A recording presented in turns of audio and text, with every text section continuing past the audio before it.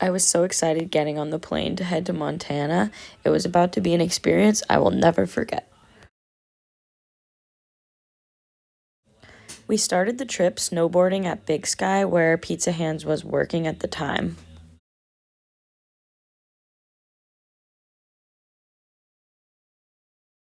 Anyone who's from the East Coast knows that the skiing and everything is nothing like the West Coast, and this was my first experience getting to snowboard somewhere out there. Day 2, Pizza Handz and I decided to go for a hike, and it was absolutely one of the most incredible hikes I've ever been on. You hike up about 6,000 feet to this lake, and I don't know, it was just a beautiful day. The hiking wasn't too hard, and we were just having an absolute blast enjoying the view.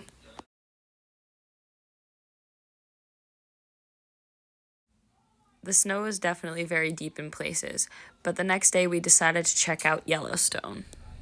Well, there he is. The man, the myth, the legend. In a snow squall in Yellowstone. It was actually incredible to see wild bison. I feel like I always watch nature documentaries and I thought it was not going to be exciting in person, but it was even better than expected. Because it was the very beginning of May and this was a shoulder season, the weather was kind of funky. It was snow squalling, windy, and freezing cold.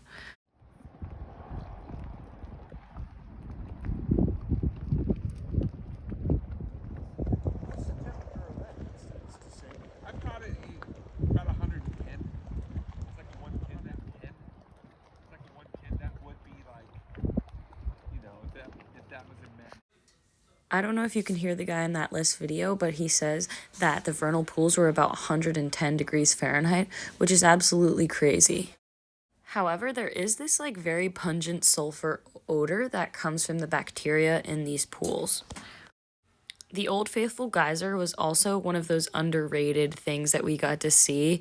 It was absolutely incredible to see how high the water spewed out of the ground. If you ever get a chance to go to Yellowstone, it's a must-see. The next day, we tried to go on another hike to see Bridger Bowl, except the snow was way too deep and I was really tired, so we decided to turn back.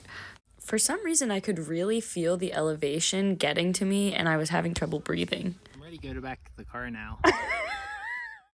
And because Sam and I were wildly unprepared without snowshoes, it was very frustrating post-holing again and again.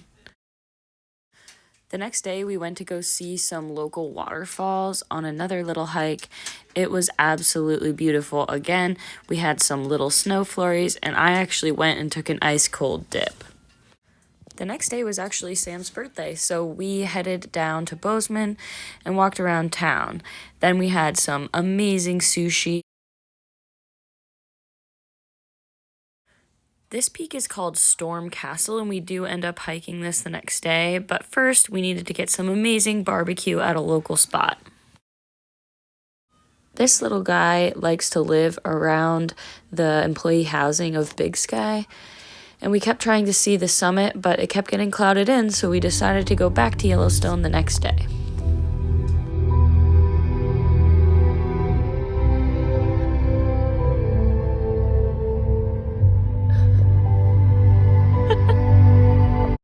As you can see, I was definitely in awe of all the beauty around us. This especially with the rainbow and the all that glacial melt and everything was absolutely beautiful.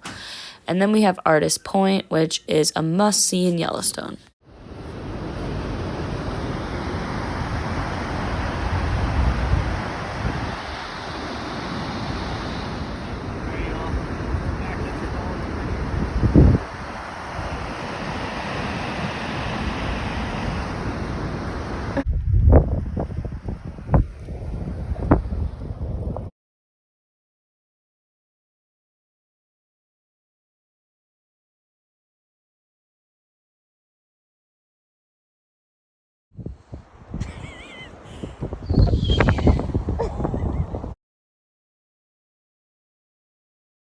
The weather was much more beautiful this day in Yellowstone, and the next day we decided to hike Storm Castle.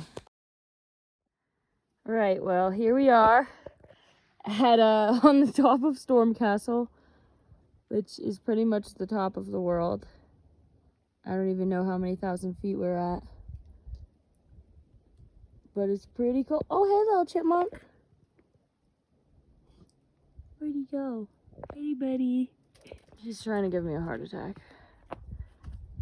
This is a terrible idea.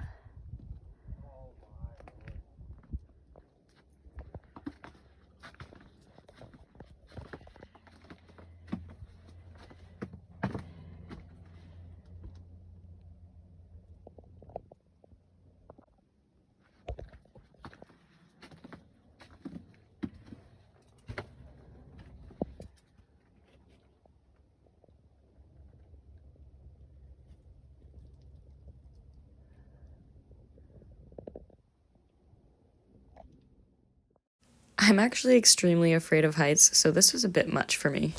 The next day, we decided to go back to Bozeman and hike the M, which is a little hike near the college. So, Sam, what did we just do? Just ate some really good Mexican food, loaded my belly full up with fajitas. And now we're hiking straight up. The steep trail, yes. Yeah, to that M. It's really good. It's a good, it's a good hike.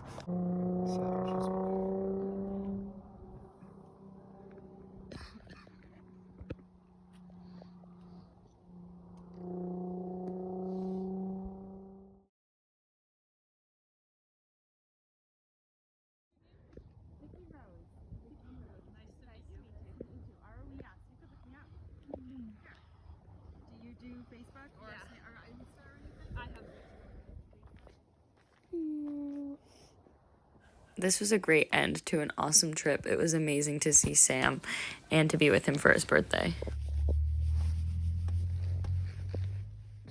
I realized I'm most happy when I keep the adventure going.